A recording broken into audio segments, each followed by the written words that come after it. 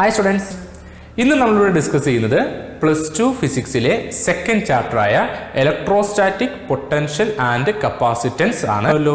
നമുക്ക് ഇനി കുറച്ച് ക്വസ്റ്റ്യൻസ് വർക്ക്ഔട്ട് ചെയ്യാം. ഒന്നാമത്തെ ചോദ്യം, the electric potential at x of y is x, y, z is given by v is equal to minus x square y minus x z cube plus y. The electric field at that point is option A, E is equal to I into 2x y plus z cube plus j into x square minus 1 plus k cube k into 3z.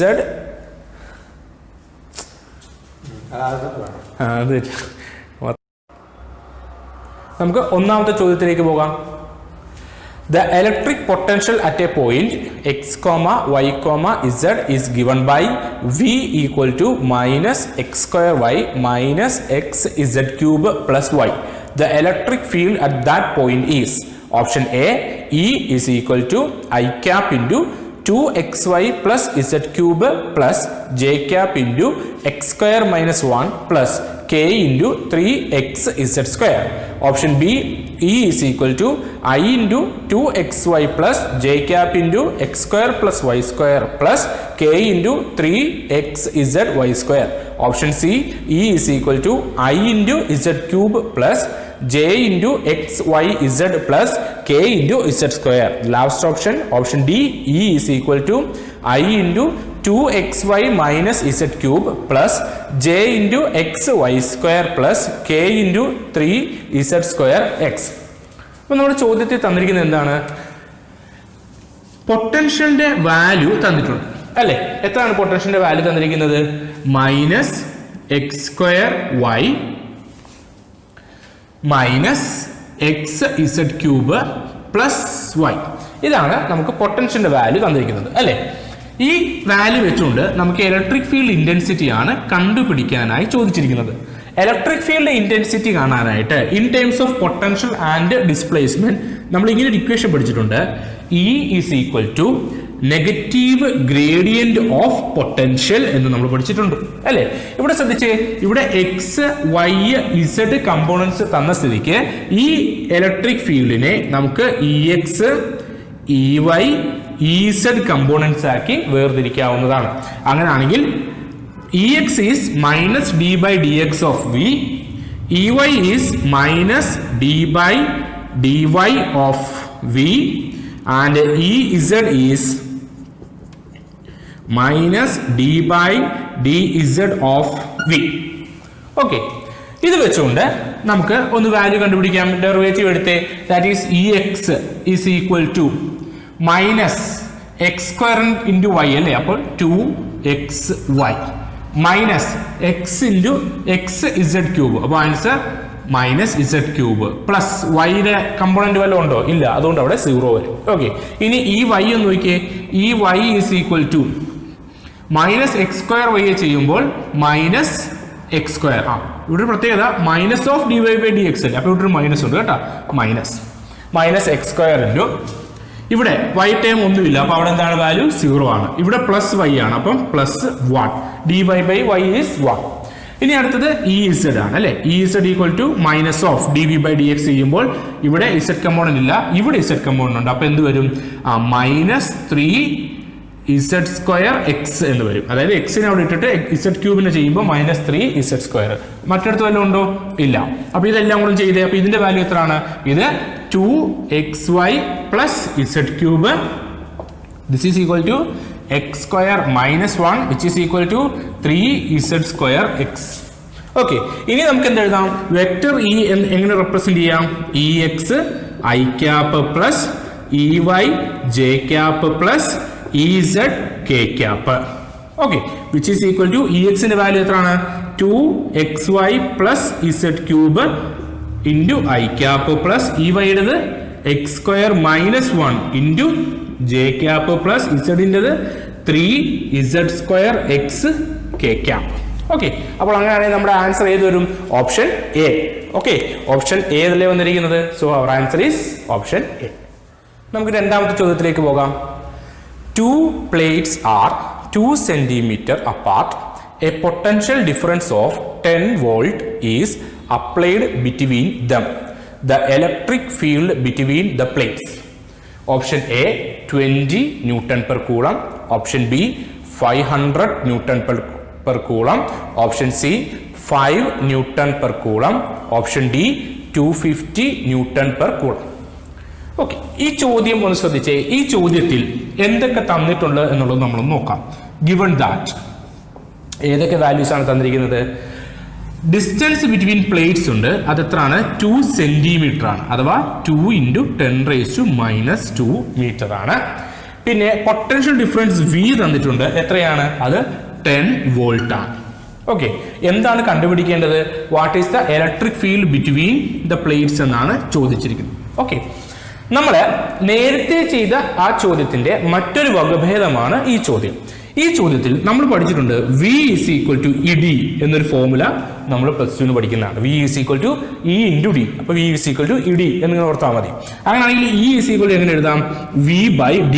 ഇതിന്റെ മറ്റൊരു വകഭേദമാണ് നമ്മൾ നേരത്തെ എഴുതിയത്. E = -dV/dx എന്നുള്ളത്. Okay, അപ്പൊ E = V/D. Value substitute ചെയ്തേ. That is E = V യുടെ value എത്രയാണ്? 10. D യുടെ വാല്യൂ എത്രയാണ്? 2 × 10⁻², which is equal to 10⁻² മോളിൽ പോകുമ്പോൾ എന്താവും?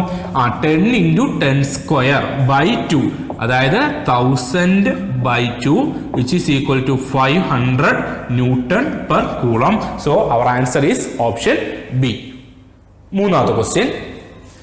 The electric potential inside a conducting sphere. Option A increases from center to surface.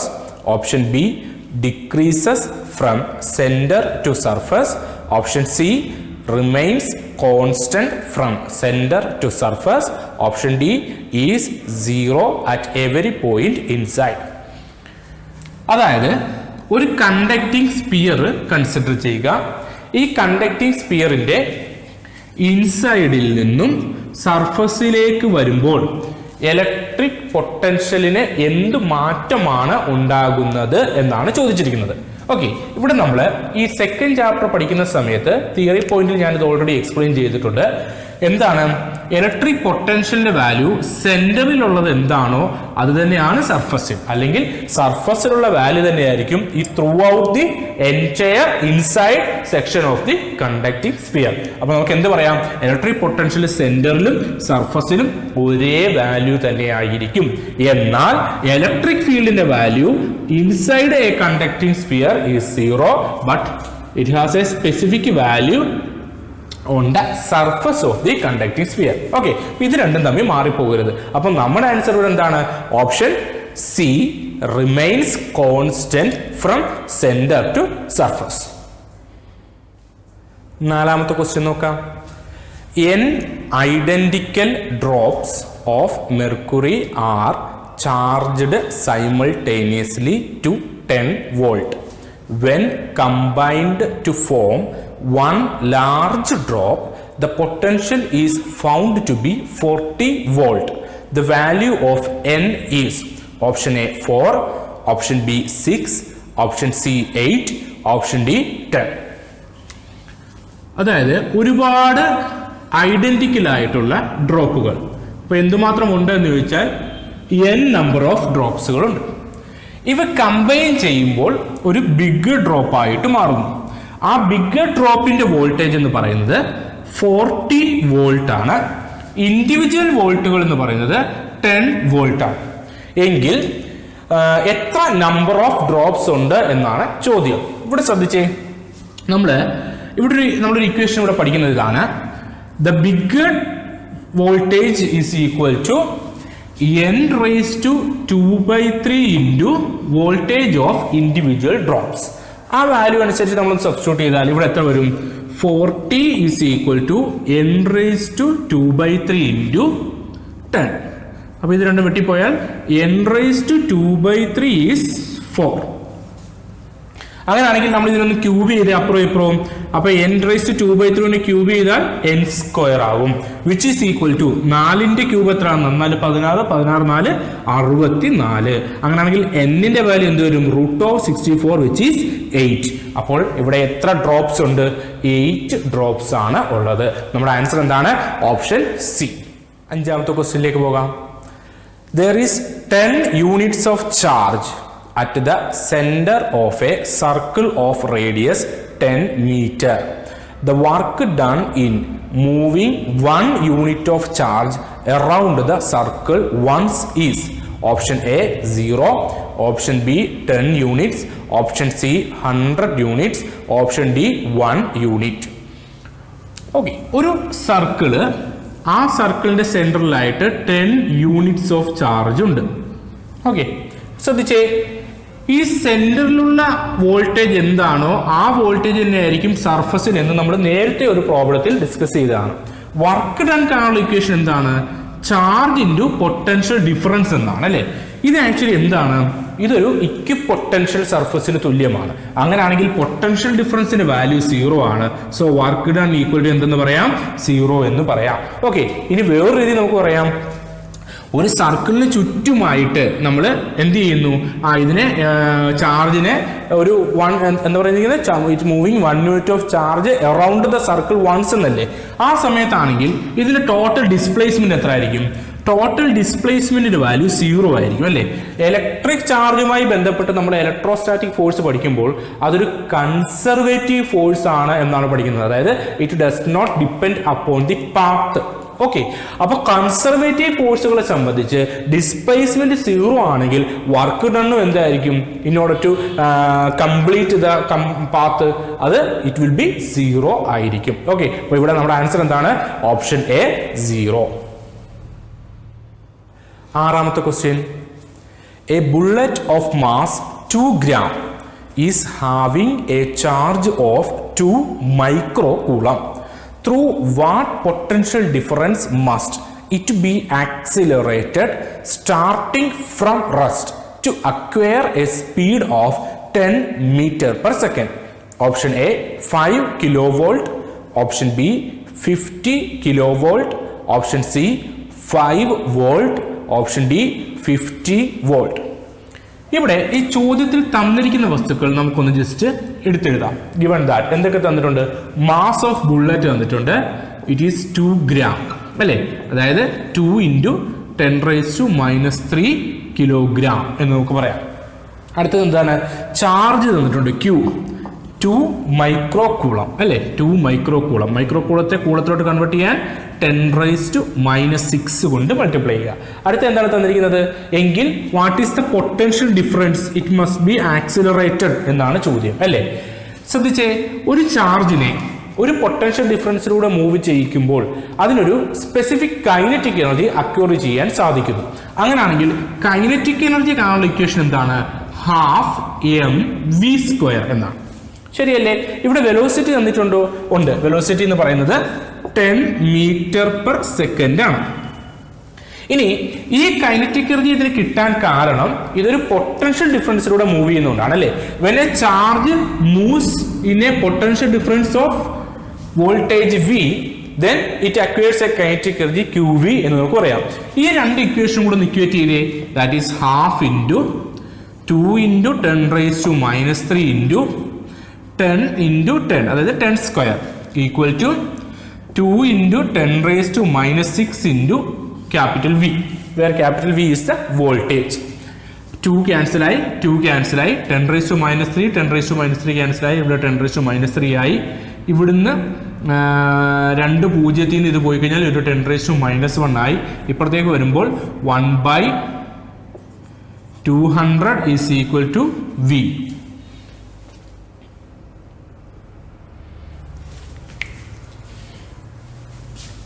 നമുക്ക് ഈ 10 ഇതും ക്യാൻസൽ ചെയ്യാൻ പറ്റത്തില്ല. Into 10² is 100 is equal to Q is 2 × 10⁻⁶ capital V. 2 cancel, 10⁻³ 10⁻³ cancel. Then capital V is equal to 100 divided by 2 × 10 raised to minus 3, that is 100. ഈ 10 raised to minus 3 താഴെ വന്നു. 2 into 10 cube, അതായത് 1000.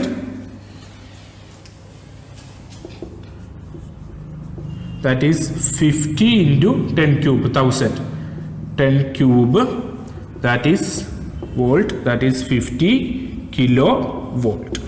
So answer is 50 kilovolt. Okay. അപ്പോൾ നമ്മുടെ option ഏതാണ്? നമ്മുടെ option B ആണ് answer. ഏഴാമത്തെ question. A hollow conducting spherical shell of radius capital R is charged with Q coulomb. The amount of work done for moving any charge Q from the center to the surface of the shell will be.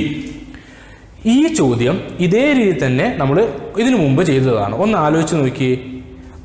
ഇതേ concept കൊണ്ടാണ് നമ്മൾ പറഞ്ഞത്. അതായത് സെന്ററിൽ നിന്നും surface വരെ ഒരു conducting hollow spherical ഷെല്ലിനെ സംബന്ധിച്ച് വോൾട്ടേജിന്റെ വാല്യൂ എന്താണ്? സെയിം ആണ് അല്ലേ? അപ്പോൾ വോൾട്ടേജിന്റെ വാല്യൂ സെയിം ആണെങ്കിൽ പൊട്ടൻഷ്യൽ ഡിഫറൻസ് അവിടെ ഉണ്ടോ? ഇല്ല. അപ്പോൾ ഡെൽറ്റ വിയുടെ വാല്യൂ എന്താണ്? ഡെൽറ്റ വിയുടെ വാല്യൂ 0 ആണ് അല്ലേ? W വർക്ക് ഡൺ കാൽക്കുലേഷൻ എന്താണ്? Q into delta V. അപ്പോൾ ഇവിടെ എന്ത് വരും? Answer is 0. അപ്പോൾ നമ്മുടെ ആൻസർ ഏതാണ്? Option B. എട്ടാമത്തെ question. When a positive Q charge is taken from lower potential to a higher potential point, then its potential energy will option A decrease, option B increase, option C remain unchanged, option D become 0. അതായത് ഒരു positive ചാർജിനെ plus Q എന്ന് പറയുന്ന ഒരു ചാർജിനെ lower പൊട്ടൻഷ്യലിൽ നിന്നും higher പൊട്ടൻഷ്യലിലേക്ക്, ഇത് ഞാൻ ഈ തിയറി പോയിന്റ് നേരത്തെ പറഞ്ഞതാണ് അല്ലെ? ലോവർ പൊട്ടൻഷ്യൽ എന്ന് പറഞ്ഞാൽ നെഗറ്റീവ് റീജിയൻ, ഹയർ പൊട്ടൻഷ്യൽ എന്ന് പറഞ്ഞാൽ പോസിറ്റീവ് റീജിയൻ. അപ്പം നെഗറ്റീവ് റീജിയനിൽ നിന്ന് പോസിറ്റീവ് റീജിയനിലേക്ക് കൊണ്ടുപോകാൻ ശ്രമിച്ചാൽ എന്ത് സംഭവിക്കും? അവിടെ ഒരു ഹൈ റിപ്പൾസീവ് ഫോഴ്സ് ഡെവലപ്പ് ചെയ്യും അല്ലെ? ഹൈ റിപ്പൾസീവ് ഫോഴ്സ് ഡെവലപ്പ് ചെയ്യുമ്പോൾ അത് ഈ സിസ്റ്റം അല്ലെങ്കിൽ ഈ ചാർജ് എന്തിനു വേണ്ടിയാണ് ശ്രമിക്കുന്നത്? അതിന്റെ പൊട്ടൻഷ്യൽ എനർജി മിനിമൈസ് ചെയ്യാൻ വേണ്ടിയാണ് ശ്രമിക്കുന്നത്. അതിന് കാരണം ഈ ലോവർ പൊട്ടൻഷ്യലിൽ നിന്ന് ഹയർ പൊട്ടൻഷ്യലിലേക്ക് പോകുമ്പോൾ അതിന്റെ പൊട്ടൻഷ്യൽ എനർജി കൂടിക്കൊണ്ടിരിക്കുകയാണ്. മനസ്സിലായോ? അപ്പം ഒരു സിസ്റ്റം എന്ത് ചെയ്യുന്നു? ലോവർ പൊട്ടൻഷ്യലിൽ നിന്നും ഹയർ പൊട്ടൻഷ്യലിലേക്ക് മൂവ് ചെയ്യുമ്പോൾ അതിന്റെ പൊട്ടൻഷ്യൽ എനർജി എന്ത് ചെയ്യുന്നു പറയാം? It will increase. അപ്പൊ ആൻസർ ഏതാണ്? Option B. ഒമ്പതാമത്തെ question. A proton is about 1840 times heavier than an electron. When it is accelerated by a potential difference of 1 kilovolt, its kinetic energy will be option A 1840 kilo electron volt, option B 10 kilo electron volt, option C 1 kilo electron volt, option D 920 kilo electron volt. ചോദ്യത്തിൽ പറഞ്ഞിരിക്കുന്നത് ഒരു proton ഇലക്ട്രോണിനേക്കാളും 1840 മടങ്ങാണ് അതിന്റെ mass എന്ന് പറയുന്നത്. അങ്ങനെയുള്ള ഒരു പ്രോട്ടോണിനെ ഒരു 1 kilovolt potential ഡിഫറൻസിലൂടെ move ചെയ്യിക്കുമ്പോൾ അല്ലെങ്കിൽ ആക്സിലറേറ്റ് ചെയ്യിക്കുന്നു എന്ന് വിചാരിക്കുക. എങ്കിൽ അതിന്റെ കൈനറ്റിക് എനർജി എന്താണെന്നാണ്. ഇവിടെ ഇപ്പോൾ ചാർജ് എന്ന് പറയുന്നത് പ്ലസ് ഇ ആണ് അല്ലേ? അതെന്താണ്? അതൊരു പ്രോട്ടോൺ ആണ്. എങ്കിൽ കൈനറ്റിക് എനർജി കാണുന്ന ഇക്വേഷൻ കുറച്ച് മുമ്പ് നമ്മൾ എക്സ്പ്ലെയിൻ ചെയ്തത് എന്താണ്? It is Q V. ഇവിടെ എന്ത് വരും? ഇ വി എന്ന് വരും. Okay. Kinetic energy equal E V, that is E into വോൾട്ടേജിന്റെ വാല്യൂ എത്രയാണ്? 1 കിലോ വോൾട്ട്. അപ്പോൾ ആൻസർ 1 KeV എന്ന് വരും. So answer is option C 1 kilo electron volt. പത്താമത്തെ question. An electron of mass m and charge E is accelerated from rest through a potential difference V in vacuum. The final speed of the electron will be option A V into root of E by m, option B root of EV by m, option C root of 2 EV by m, option D 2 EV by m. നമ്മൾ നേരത്തെ എഴുതിയ അതേ equation, kinetic energy കാണുന്ന equation half M V square is equal to Q V എന്നാണ് അല്ലേ? അപ്പോൾ ഇവിടെ equation എങ്ങനെ എഴുതാം? Half M V square is equal to E V എന്ന് നമുക്ക് എഴുതാം. ഇതിൽ നിന്നും വി സ്ക്വയർ ഈക്വൽ ടു എങ്ങനെ എഴുതാം? 2 EV by m എന്നും എങ്കിൽ velocity v is equal to root of 2EV by m എന്നും എഴുതാം. ഇതാണ് ചോദിച്ചിരിക്കുന്നത്. So answer is option C, root of 2EV by m. 11ാമത്തെ question.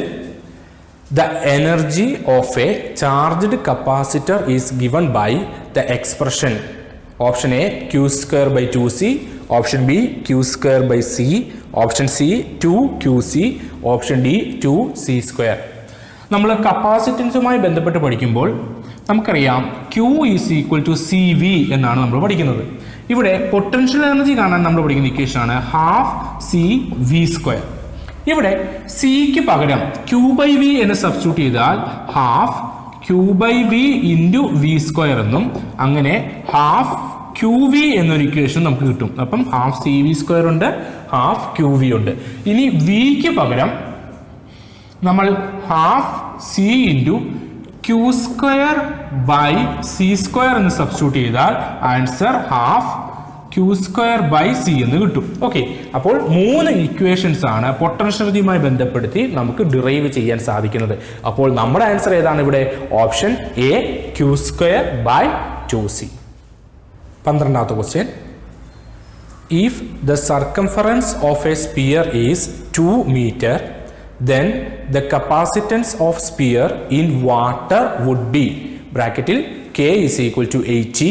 Option A 2700 picofarad, option B 2760 picofarad, option C 2780 picofarad, option D 2800 picofarad.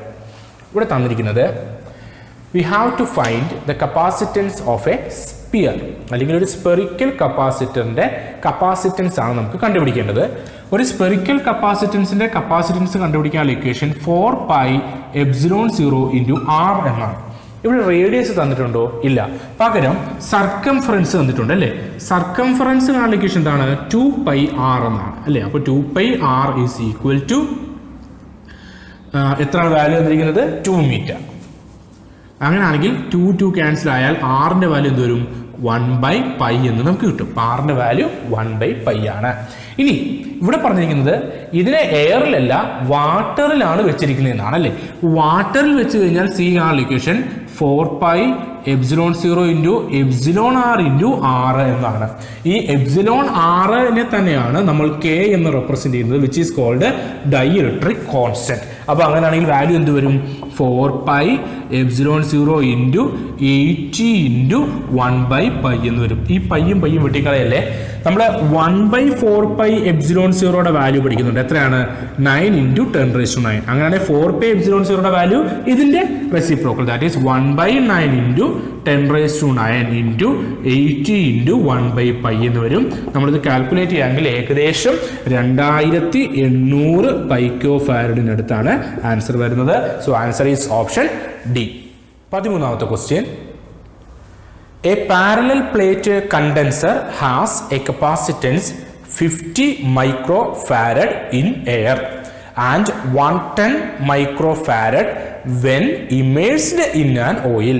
The dielectric constant K of the oil is option A 0.45, option B 0.55, option C 1.10, option D 2.20. ഈ ചോദ്യം ഒരു parallel plate കപ്പാസിറ്ററുമായി ബന്ധപ്പെട്ടതാണ്. ഒരു parallel plate കപ്പാസിറ്ററിനെ നമ്മളൊരു മീഡിയത്തിൽ immerse ചെയ്യുന്നു, which have a dielectric constant K. അങ്ങനെയാണെങ്കിൽ നമുക്ക് എഴുതാം സി മീഡിയം എന്ന് പറയുന്നത് കെ ടൈംസ് സി എയർ ആയിരിക്കും. സി മീഡിയം എന്ന് പറയുന്നത് എന്താണ്? K times C air. അപ്പൊ അങ്ങനെയാണെങ്കിൽ കെ ഈസ് ഈക്വൽ ടു എങ്ങനെയാണ്? C medium by C air. എന്താണ് സി എന്ന് പറഞ്ഞത്? കപ്പാസിറ്റൻസ്. ഓക്കെ, ഇനി ഒരു മീഡിയത്തിൽ വെച്ച് കഴിയുമ്പോൾ കപ്പാസിറ്റൻസ് എത്ര തന്നിരിക്കുന്നത്? 110 മൈക്രോഫാരഡ് ആണ് അല്ലേ? അപ്പൊ ഇൻറ്റു 10⁻⁻6 ചെയ്യണം, കാരണം മുകളിലും താഴെ അത് വിട്ടിപ്പോവും. ഡിവൈഡഡ് ബൈ സി എയർ എത്രയാണ് തന്നിരിക്കുന്നത്? 50. അപ്പൊ ആൻസർ എത്ര വരും?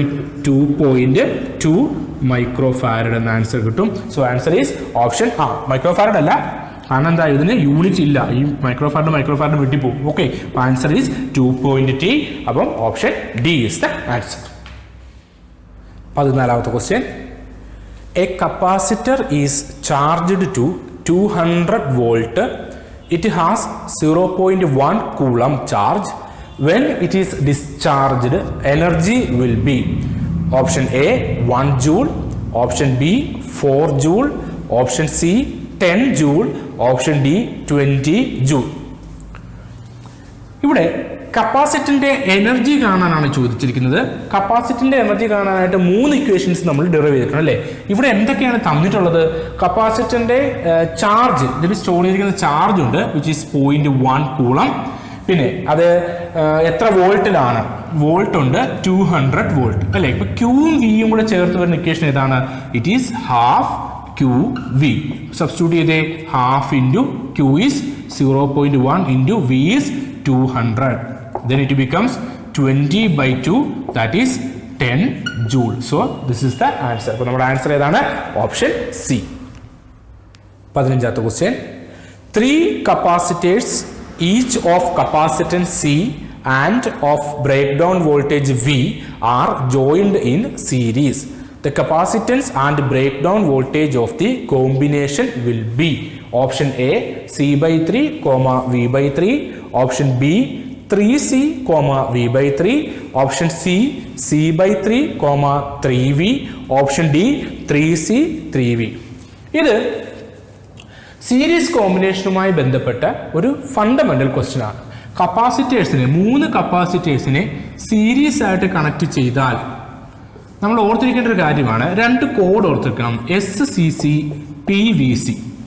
SCC എന്ന് പറഞ്ഞാൽ സീരീസിൽ ചാർജ് കോൺസ്റ്റന്റ്, PVC എന്ന് പറഞ്ഞാൽ പാരലൽ വോൾട്ടേജ് കോൺസ്റ്റന്റ്. ഓക്കെ, അപ്പൊ അങ്ങനെയാണെങ്കിൽ ഇത് 3 കപ്പാസിറ്റേഴ്സ് C ആണ് എന്നുണ്ടെങ്കിൽ 1/C series equal to 1/C plus 1/C plus 1/C which is equal to 3/C. Then C series equal to C/3 എന്നായിരിക്കും ആൻസർ. അപ്പൊ അങ്ങനെ C/3 വരുന്ന ഓപ്ഷൻ എത്ര എണ്ണമുണ്ട്? 2 എണ്ണം. ഓപ്ഷൻ എയും ഓപ്ഷൻ സിയും. ഇനി സീരീസിൽ ചാർജ് കോൺസ്റ്റന്റ് ആണെങ്കിൽ വോൾട്ടേജ് എന്തായിരിക്കും? ഡിഫറൻ്റ് ആയിരിക്കും. ഓർത്ത് വെക്കുക. അങ്ങനെയാണെങ്കിൽ ടോട്ടൽ വോൾട്ടേജ് എന്ന് പറയുന്നത് V plus V plus V, that is 3V ആയിരിക്കും. അപ്പോൾ നമ്മുടെ answer option C, C/3 and 3V.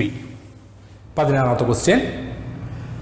If the equivalent capacitance between points P and Q of the combination of the capacitors shown in figure below is 30 microfarad, the capacitor C is. തന്നിരിക്കുന്ന figure നമുക്ക് നോക്കാം. C എന്ന് പറയുന്ന ഒരു capacitor,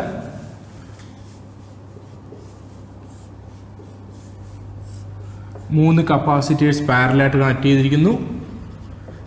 ഇത് B, ഇത് A എന്ന് പറയുന്ന പോയിന്റ്സ്. ഓക്കെ, അപ്പോൾ Q ആൻഡ് P. കപ്പാസിറ്റൻസിന്റെ വാല്യൂ എത്രയാണ് തന്നിരിക്കുന്നത്? 2 മൈക്രോഫാരഡ്.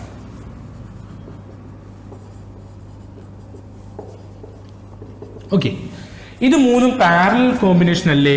പാരലൽ കോമ്പിനേഷൻ വരുമ്പോൾ കപ്പാസിറ്ററുകൾ നമ്മൾ എന്ത് ചെയ്യും? ആഡ് ചെയ്യും അല്ലേ? അപ്പൊ അങ്ങനെയാണെങ്കിൽ C ഇവിടെ ഉണ്ട്, ഇത് മൂന്നിന്റെയും കൂടെ 2, 4, 6, then 6 microfarad, then the point Q and point P. ഇപ്പൊ ഇത് രണ്ട് സീരീസ് ആയില്ലേ? നമുക്ക് എങ്ങനെ എഴുതാം? 1/C series equal to 1/C plus 1/6.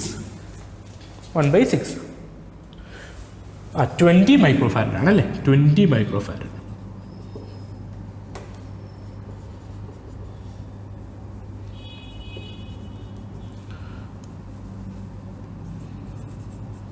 Okay, 1/16 വരും.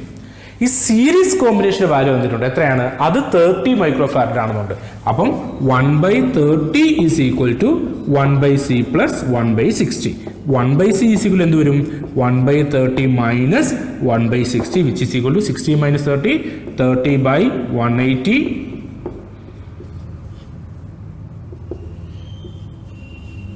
So 1/60, then C is equal to 60. നമ്മുടെ ആൻസർ എത്രയാണ്? Answer option A 60 microfarad. Last question. The equivalent capacitance between points A and B in the given figure is option A 36/14 microfarad, option B 2 microfarad, option C 1 microfarad, option D 3 microfarad. ഇതാണ് നമ്മുടെ figure. ഇവിടെ ഈ 3 മൈക്രോഫാരഡും 6 മൈക്രോഫാരഡും സീരീസിലാണ്. ഈ 2 മൈക്രോഫാരഡും 2 മൈക്രോഫാരഡും series ആണ്. ഈ series കോമ്പിനേഷനുകൾ പരസ്പരം പാരലലാണ്. നമുക്കിന്ന് സോൾവ് ചെയ്യാം. ഇത് സീരീസ് വരുമ്പോൾ എത്ര? ഇവിടെ ഒരു കപ്പാസിറ്റൻസ് വരും, ഇവിടെ ഒരു കപ്പാസിറ്റൻസ് വരും. 1/3. ഇപ്പോൾ ഇതിൻ്റെ കോമ്പിനേഷൻ എത്രയാണ്? 1/3 plus 1/6 which is equal to 9/18 then which is equal to 2 microfarad. തിരിച്ചിടുമല്ലേ? 18/9 നമ്മൾ തിരിച്ചിട്ട് ചെയ്യുമ്പോൾ ഇത് 2 മൈക്രോഫാരഡ് വരും. ഇതെത്ര വരും? ഇത് 1/2 പ്ലസ് 1/2 1 തന്നെ വരും. Answer is 1. Okay, A B. ഇനി ഇത് രണ്ടും പാരലൽ അല്ലേ? പാരലൽ കോമ്പിനേഷൻ എടുക്കുന്നത് എങ്ങനെയാണ്? കൂട്ടുക. അപ്പോൾ ആൻസർ ഈസ് 2 + 1 3 മൈക്രോഫാരഡ്. നമ്മുടെ ആൻസർ എത്ര വരും? Option D 3 microfarad. എല്ലാവർക്കും ഈ വീഡിയോ ഇഷ്ടമായെന്ന് വിശ്വസിക്കുന്നു. നിങ്ങളുടെ നിർദ്ദേശങ്ങളും സംശയങ്ങളും നിങ്ങൾക്ക് താഴെ കമൻറ്റ് ബോക്സിൽ കമൻറ്റ് ചെയ്യാവുന്നതാണ്. ഇതുപോലുള്ള കൂടുതൽ +1 +2 ക്ലാസ്സുകളുടെ വീഡിയോ ലഭിക്കുന്നതിനായി ഈ ചാനൽ സബ്സ്ക്രൈബ് ചെയ്യുക.